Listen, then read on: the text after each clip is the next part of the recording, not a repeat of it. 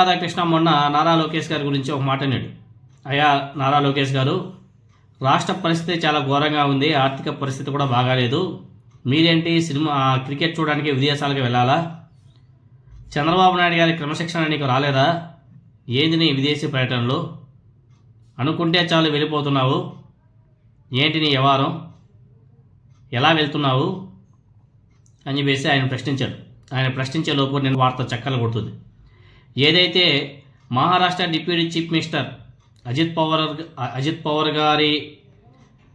పవార్ గారు ప్రయాణిస్తుంటే విమానం ప్రమాదం జరిగి చనిపోయారు. అది విఎస్ఆర్ కంపెనీకి సంబంధించిన ఉంటే ఎయిర్లైన్స్ అంట. విఎస్ఆర్ సంస్థకి అదేవిధంగా హెరిటేజ్ సంస్థకి లింక్ ఉంది. విఎస్ఆర్ సంస్థకి సంబంధించిన ఉంటే హెలికాప్టర్లో ఫ్లైట్లనే ఎక్కువగా తెలుగుదేశం పార్టీ అధినేత నారా చంద్రబాబు నాయుడు గారు, ఆయన కుమారుడు నారా లోకేష్ గారు వాడుతున్నారంట. అంటే దానికి దీనికి వాటికి ఏంటి లింకు? ఆ దిశగా కూడా వైసీపీ నాయకులు ఆరోపణలు చేస్తున్నారు. దానిలో భాగంగానే అజిత్ పవార్ గారి అల్లుడు ఆయన కూడా వాటికి సంబంధించి పెద్ద వీడియోను రిలీజ్ చేశాడు. దాని గురించి రాధాకృష్ణ కూడా ప్రశ్నించాడు. పాపం రాధాకృష్ణకి సంబంధించి ఉంటే ఆంధ్రజ్యోతి పత్రిక గురించి ఒక న్యూస్ ఆర్టికల్ అయితే సోషల్ మీడియాలో బీభత్సంగా వైరల్ అవుతుంది. ఎస్పెషల్ చెప్పాలంటే తెలంగాణ రాష్ట్రంలో దివాలా దిశగా ఆంధ్రజ్యోతి దుకాణం బంద్ అని చెప్పేసి పెద్ద న్యూసే మీరు చూసుకోవచ్చు. సోషల్ మీడియాలో బీభత్సంగా వైరల్ అవుతుంది. ఈ వార్త ఎక్కడ కానీ ఆంధ్ర వైసీపీ వాళ్ళకి కనిపించలే, కానీ తెలంగాణలో బీఆర్ఎస్ నాయకులకు మాత్రం ఈ వార్త కనిపించే లోపు నా సామిరంగా అక్కడైతే బీభత్సంగా తిప్పుతున్నారు. రేవంత్ రెడ్డి చంద్రబాబు ఇచ్చే 50 కోట్ల ఫండ్స్ కోసం రాధాకృష్ణ ఎదురు చూపులు, అవి ఇవ్వకపోతే దుకాణం బంద్ అయ్యే పరిస్థితి ఉందంట. 6 నెలలుగా ఆంధ్రజ్యోతి ఉద్యోగులకు జీతాలు లేవు, 25 లక్షలు పెరిగిపోయిన విద్యుత్ బకాయిలు. మరి ఆ తెలంగాణ ఎస్పీడీసీ నిద్రపోతుందా మనకైతే అర్థం కాదు. రేవంత్ రెడ్డి గారు వాళ్ళకు సంబంధించినటువంటి కంపెనీలకు ఇలా విద్యుత్ బకాయిలు పేరుకుపోయింటే ఆ సంస్థలకు ఈవెన్ ఆ ఎస్పీడీసీఎల్ కూడా తెలంగాణ ఎస్పీడీసీఎల్ ఇప్పటివరకు వాళ్ళకి నోటీసులు కూడా ఇవ్వలే. 25 లక్షలు అయిపోయిందంట. 25 లక్షల రూపాయలు పేరుకుపోయిన ఇప్పటి వరకు వాళ్ళకి నోటీసులు కూడా ఇవ్వలే. మొన్న రీసెంట్గా మీరు ఒకటి చూసుంటారు, గీతం యూనివర్సిటీ 100 కోట్ల రూపాయల విద్యుత్ బకాయిలు అంట. 100 కోట్లు. నిద్రపోతున్నారు వాళ్ళు? ఏమన్నా ప్రజల సొమ్ముని అప్పనంగా దోచేసుకుంటుంటే అధికారులు నిద్రపోతున్నారా?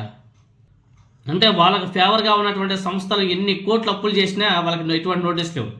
అది ఒక కామన్ మ్యాన్ 100 రూపాయలు 200 రూపాయలు కరెంటు బిల్లు కట్టకపోతే నానా యాగీ చేస్తారు, వచ్చి కనెక్షన్ కూడా కట్ చేసేస్తారు. 25 లక్షలు పెరిగిపోయిందంట ఏపీ రాధాకృష్ణ విద్యుత్ బకాయిలు, ఇప్పటివరకు పే చేయలేదంట. ఈవెన్ నోటీసులు కూడా వెళ్ళినట్టుగా ఉంది. ఎందుకంటే మన రేవంత్ రెడ్డి గారే కదా ముఖ్యమంత్రి.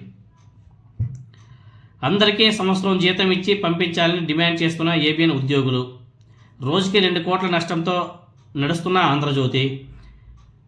రేవంత్ రెడ్డి చంద్రబాబు నాయుడు గారి నిధులే ఆయనకి ఆధారం, వాళ్ళు ఇవ్వకపోతే దుకాణం బంద్. కరోనా తర్వాత తగ్గిపోయిన పేపర్ అమ్మకాలు, పార్టీ ఫండ్తో నెట్టుకొస్తున్న ఆంధ్రజ్యోతి.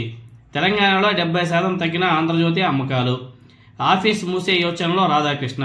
ఏం భయపడాల్సిన పనిలే, తెలంగాణలో మూసేస్తే వీళ్ళు ఆంధ్రప్రదేశ్లో పెట్టుకుంటాం, అక్కడ బీభత్సంగా వస్తాయిలే.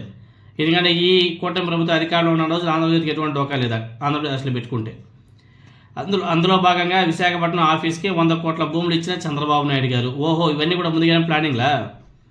ఆంధ్రజ్యోతి ప్రింటింగ్ ప్రెస్ మిషనరీని కొనుక్కునే ప్రయత్నంలో దిశ వెలుగు పేపర్లు. వాయమ్మో.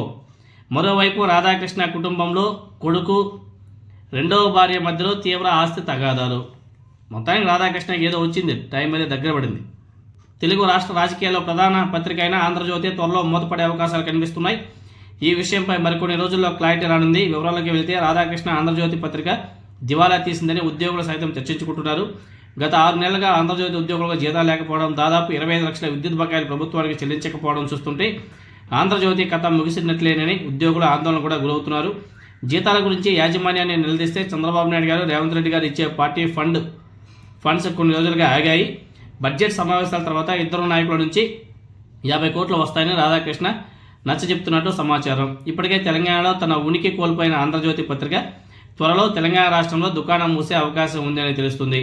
కరోనా తర్వాత అన్ని దినపత్రికలు భారీగా నష్టాల పాలైన విషయం తెలిసిందే. తెలంగాణలో ఆంధ్రజ్యోతి పరిస్థితి చాలా దారుణంగా ఉందనే చెప్పాలి. దాదాపు 70% ఆంధ్రజ్యోతి అమ్మకాలు తగ్గినట్లు. సొంత ఉద్యోగులే చెప్తున్నారు. రాధాకృష్ణ ఆంధ్రజ్యోతి ఆఫీస్ని తెలంగాణలో మూసేసి ఆంధ్రప్రదేశ్లో తెరిచే అవకాశాలు ఉన్నాయని సమాచారం. ఈ నేపథ్యంలోనే విశాఖపట్నంలో చంద్రబాబు నాయుడు గారు ఆంధ్రజ్యోతి ఆఫీస్కు 100 కోట్లు విలువ చేసి 15 ఎకరాల భూమిని కేటాయించారని తెలుస్తుంది. ఒకవేళ ఆంధ్రజ్యోతి పత్రికను తెలంగాణలో మూసేస్తే మాకు ఏడాది జీతం ఇవ్వాలని ఉద్యోగులు డిమాండ్ చేస్తున్నారు. ఇదిలా ఉండగా ఆంధ్రజ్యోతి ప్రెస్ మెషినరీని కొనడానికి వెలుగు అదేవిధంగా దిశ పత్రికలు ఆసక్తి చూపిస్తున్నట్లు సమాచారం. ఇదిలా ఉండగా రాధాకృష్ణ కుటుంబంలో ఆస్తి వివాదాలు కూడా తెరపైకి వచ్చినట్టు టాక్. రాధాకృష్ణ కొడుకు, రాధాకృష్ణ రెండవ భార్య మధ్యలో ఆస్తి తగాదాలు పతాక స్థాయికి చేరుకున్నట్లు తెలుస్తుంది. మరి ఈ సంక్షోభం నుంచి ఆంధ్రజ్యోతి ఎలా బయటపడుతుందో చూడాలి. ఇదే రాధాకృష్ణ పరిస్థితి. మొత్తం రాధాకృష్ణ మంచి ప్లానింగ్లోనే ఉన్నాడు. ఆ న్యూస్ క్లిప్ని ఎవరో సోషల్ మీడియాలో షేర్ చేస్తే కింద కామెంట్ చూడండి. అయ్యా రాధాకృష్ణ, నువ్వు రాసే సొల్లు ఎవడు చదువుతాడు? అందుకే తెలంగాణలో దుకాణం మూసుకునే టైం కూడా వచ్చేసింది. ఇక ఆంధ్రజ్యోతిని ఆంధ్రాలో నడుపుకో అయ్యా, నీ అవసరం తెలంగాణ వాళ్ళకి లేదు, ఆంధ్రప్రదేశ్లో తెలుగుదేశం పార్టీకి అవసరం, అదేవిధంగా నీకు కొమ్ము కాసే వ్యక్తులకు అవసరం అని చెప్పేసి కింద కామెంట్స్ అయితే బీభత్సం. ఎక్కడ కానీ ఒక్క కామెంట్ కూడా రాధాకృష్ణకి ఫేవర్గా కనిపించలే. అన్నీ ఇంకా బూతులే ఇంకొన్ని అయితే.